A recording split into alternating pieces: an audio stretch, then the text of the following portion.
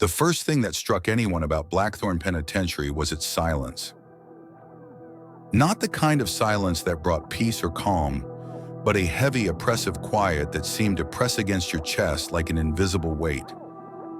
Even the wind, which howled mercilessly across the desolate plains surrounding the prison, seemed to hesitate as it passed through the rusted iron gates.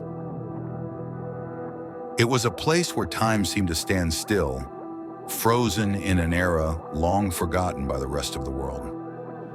Built in the late 1800s, Blackthorn had once been a beacon of reform, a facility designed to rehabilitate the worst offenders society could produce. But over the decades, something shifted, something no one could quite explain.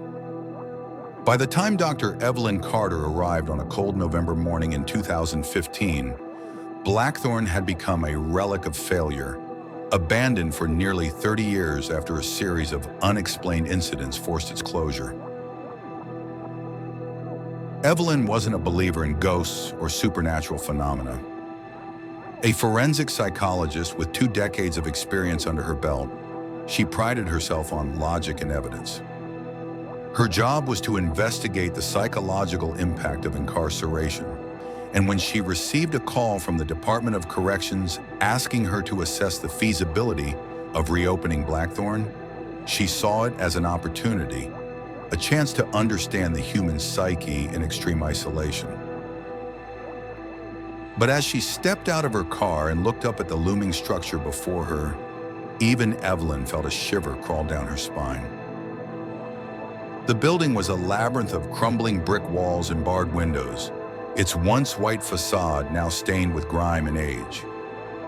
Overgrown ivy clung to the sides like skeletal fingers, and the air carried the faint metallic tang of rust and decay.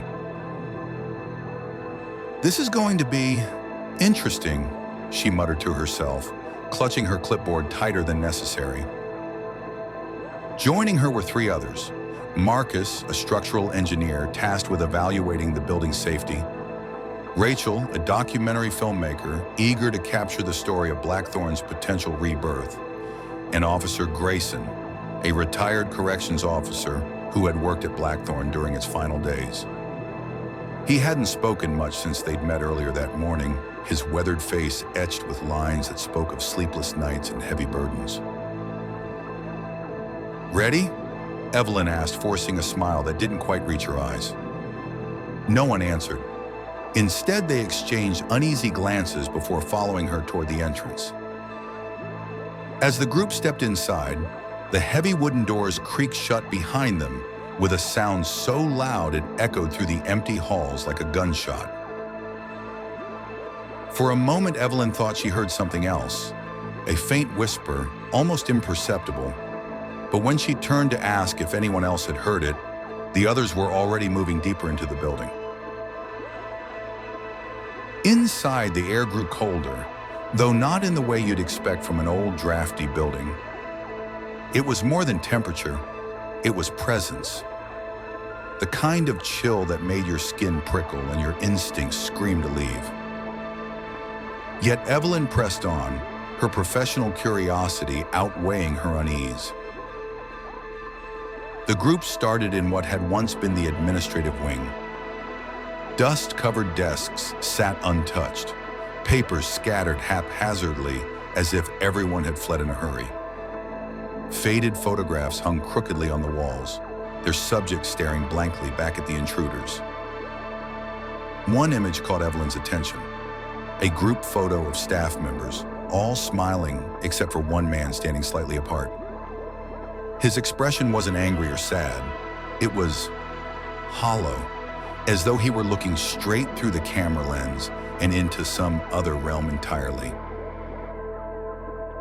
"Who's this?" she asked, pointing to the man. Grayson glanced at the picture and frowned. "That's Warden Hargrove. He ran this place until the end. Funny thing about him, he disappeared right before the prison closed. Some say he just left town, but..." He trailed off, shaking his head. "But what?" Rachel prodded, her camera trained on his face. She loved moments like these, where people hinted at secrets without fully revealing them. Grayson hesitated before answering. Let's just say there were rumors about him, about this place, things I never believed until... Again, he stopped himself, leaving the sentence unfinished. Before anyone could press further, Marcus called out from another room, "You might want to see this." They followed his voice to what appeared to be an old infirmary. Rows of rusted beds lined the walls, their mattresses reduced to rotting husks. In the center of the room stood a metal table, its surface stained with dark patches that Evelyn hoped weren't what they looked like. But it wasn't the equipment that drew their attention. It was the writing on the walls. Scrawled in jagged handwriting, the words covered every inch of available space. Phrases like, "I can hear them," and "They're watching me," repeated over and over, some overlapping so densely they became illegible. At first glance, it seemed like the work of a single desperate soul, but upon closer inspection, the handwriting changed subtly throughout, as if multiple people had contributed to the chaos. "What does this mean?" Rachel whispered, lowering her camera for the first time since entered. "I don't know," Evelyn admitted, her voice barely audible. "But it's not random. There's a pattern here." As if on cue, the lights flickered overhead. The group froze, their collective breath catching in unison. When the bulbs steadied again, casting harsh yellow light across the room, Evelyn noticed something new on the far wall. A message written in fresh ink, or at least something that looked disturbingly fresh. "Don't trust the echoes." No one moved. No one spoke. Then softly, almost too quietly to hear, came the sound of footsteps. Slow, deliberate, and coming from somewhere deep within the prison. The footsteps grew louder as the group ventured further into the bowels of Blackthorn. Each step they took seemed to reverberate unnaturally, bouncing off the walls in ways that defied logic. It was as if the prison itself was alive, responding to their presence with mocking echoes that twisted reality. Their path led them to cell block D, a section sealed off by a heavy steel door, marked with a faded sign reading, "Restricted Access." Despite the warning, the lock had been broken long ago, leaving the barrier ajar. Inside, rows of cells stretched into darkness, their bars corroded and warped. The air smelled of damp earth and something metallic that made Evelyn's stomach churn. "Stay close," Grayson said, his voice low and gravelly. For the first time, he seemed genuinely afraid. Rachel filmed silently, her movements jerky as she tried to capture everything while keeping pace with the group. Marcus lagged behind, muttering about structural instability and how none of this should even exist anymore. Evelyn, however, couldn't shake the feeling that they were being watched, not by each other, but by something unseen. At the end of the block, they found a cell unlike the others. Its door was wide open, revealing a small cot and a desk covered in notebooks. Curious, Evelyn picked one up and flipped through its pages. They were filled with meticulous notes detailing experiments conducted on prisoners. Experiments involving sensory deprivation, sleep manipulation, and something referred to only as the resonance chamber. "What is this?" she breathed, showing the notebook to the others. Grayson's face went pale. "Those are Hargrove's journals.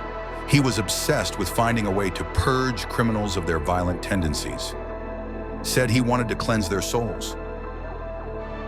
"And you let him do this?" Evelyn demanded, her voice rising despite herself. "It wasn't my call," Grayson snapped. "And besides, we didn't know half of what he was doing, not until it was too late." As if triggered by the tension in the room, the lights went out completely. Darkness swallowed them whole, pressing against their senses like a living thing.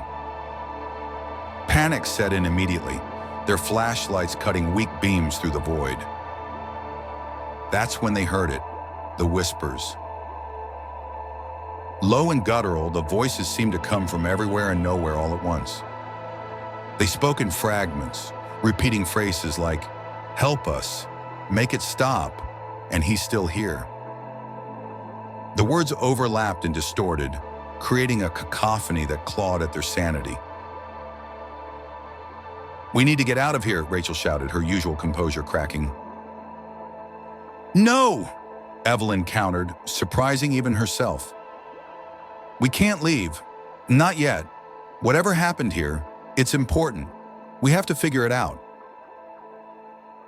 Her determination wavered when she realized the whispers were forming coherent sentences now. Sentences directed at her. "Evelyn." She froze, her blood turning to ice. No one else reacted, suggesting they hadn't heard it. Or maybe they had, and they were pretending not to. Against her better judgment, Evelyn convinced the group to stay enough to explore the resonance chamber mentioned in Hargrove's notes. According to the journals, it was located beneath the prison, accessible via a hidden staircase in the basement. The descent was treacherous, the stairs slick with mold and debris. By the time they reached the bottom, Evelyn's flashlight battery was dying, its beam flickering erratically. The chamber itself was a nightmare made manifest. A circular room lined with speakers and strange devices. Its centerpiece was a chair wired with electrodes and restraints. On the wall opposite the entrance, a massive control panel displayed dials and switches labeled with cryptic symbols. Above it hung a single phrase scrawled in bold letters: "Purification through isolation." "This is insane," Marcus muttered, backing away slowly. "This isn't science.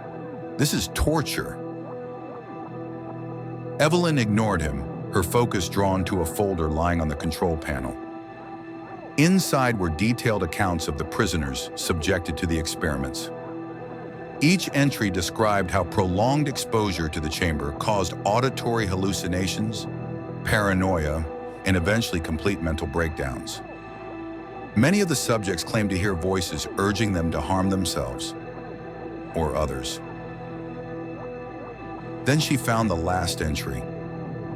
It wasn't about a prisoner. It was about Warden Hargrove.